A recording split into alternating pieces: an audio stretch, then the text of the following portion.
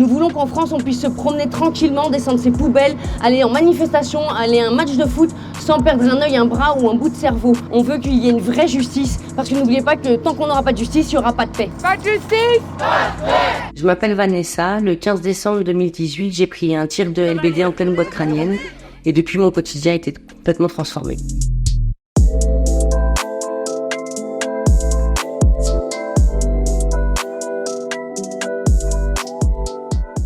Je décide de manifester, donc c'est l'acte 5. On arrive vers 13h à peu près aux Champs-Élysées et à 14h, la manifestation commence. Moi je suis au fond, tout au fond. Il y a une super ambiance, il y a une grand-mère avec son déambulateur, ça chante, ça danse. Et puis on se dit, bon, il y a la grosse barre de CRS, on va peut-être se décaler, on sait jamais si ça charge, tout ça, voilà. Donc on se prend la main.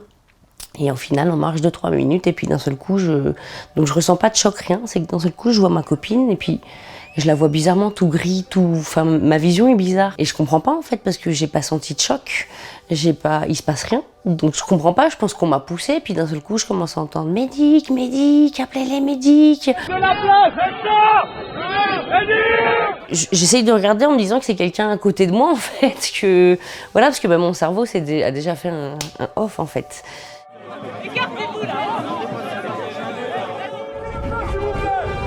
Je comprends que c'est grave parce que quand j'ouvre les yeux, je vois toute ma famille. Et là, c'est quand je demande à ma sœur jumelle, est-ce que tu peux me donner un miroir, que je vois mon visage et qu'elle me dit non.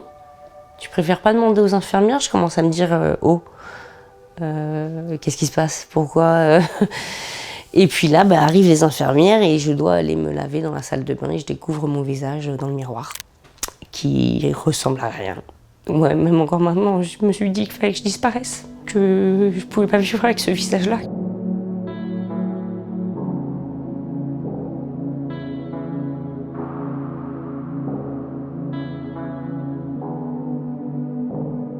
Ma mère rentre un jour du marché avec un petit mignon comme ça que j'ai là-bas. J'avais la grosse cicatrice, j'étais encore en vrac et je voulais pas qu'on voit, je m'aimais pas sur les photos comme ça. Donc du coup, quand ma mère est rentrée avec le mignon, le petit mignon m'a remplacé sur les photos tout simplement. Je rêverais de pas avoir à me promener avec ces lunettes. Moi le problème c'est que j'ai que la photosensibilité. Donc en fait j'ai vécu des mois et des mois comme si j'avais une lampe dans l'œil. Et grâce à mon opticienne on a inventé ces lunettes. Voilà, donc c'est ce qui m'a permis, certes qu'on voit ma blessure du coup plus que si je suis comme ça, mais qui me permet de vivre au quotidien. J'arrive à sortir, j'arrive à prendre les transports, mais que dans les endroits connus, ailleurs que ce soit dans le métro, que ce soit partout. On m'appelle pirate, on me prend en photo, les gens ils bug sur moi.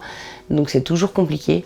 C'est toujours compliqué d'être regardé à cause de ça, en fait, parce que en vrai, si je fais ça, ça se voit pas tant que ça, quoi. Donc j'aimerais que ce soit comme ça. Et des fois, j'arrive à oublier l'handicap et les gens avec leur regard me le rappellent et c'est pas évident. Je recommence à prendre un peu soin de moi à cause de ma nièce, tout simplement. Donc elle a vu des photos de Tata avant et là, elle m'a dit Tata, ils sont où tes beaux vêtements et ton beau maquillage?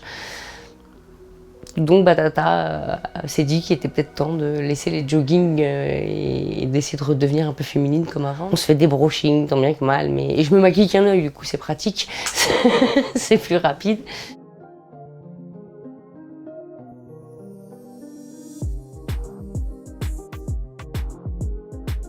Il y en a partout des trucs démutilés chez moi.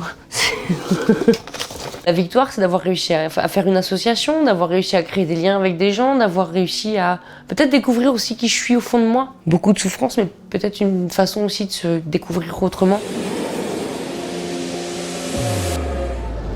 Il y a écrit quoi? Si, il y a des graphes, c'est peut-être nous. Si, c'est nous. C'est la marche annuelle contre les violences systémiques et violences policières et violences racistes. Mais nous, on est des terres et on est le pays. Le collectif des mutilés, pour l'exemple, a été créé après les nombreux mutilés qu'il y a eu pendant les Gilets jaunes. Et donc voilà, ça permet de montrer qu'on est là, qu'on existe et de donner une visibilité sur tout ce que fait la police et la gendarmerie en France. Donc n'hésitez pas, si vous connaissez des personnes qui ont été mutilées ou blessées avec séquelles, à nous contacter parce qu'on est là pour les aider. Qu'entre personnes mutilées, on se comprend un peu mieux qu'avec des personnes qui ne vivent pas tout ce qu'on vit. Il serait temps que déjà les personnes qui sont mutilées aient un statut de victime. Toutes les personnes mutilées, c'est-à-dire que j'ai été mutilée dans un accident de voiture ou par la police, je dois avoir un statut de victime. Je ne comprends pas pourquoi les personnes mutilées, handicapées, suite à une violence policière, n'ont pas de statut. Il est temps que M. Macron, et là je parle bien à M. Macron, arrête de dire qu'il n'y a pas de violence policière. C'est faux. La preuve, on a une association, on a des centaines de blessés et qu'on a droit à un vrai dédommagement aussi. Parce que vous ne nous rendrez pas ce que vous nous avez pris, mais un réel dédommagement, pas un dédommagement qu'on doit grappiller.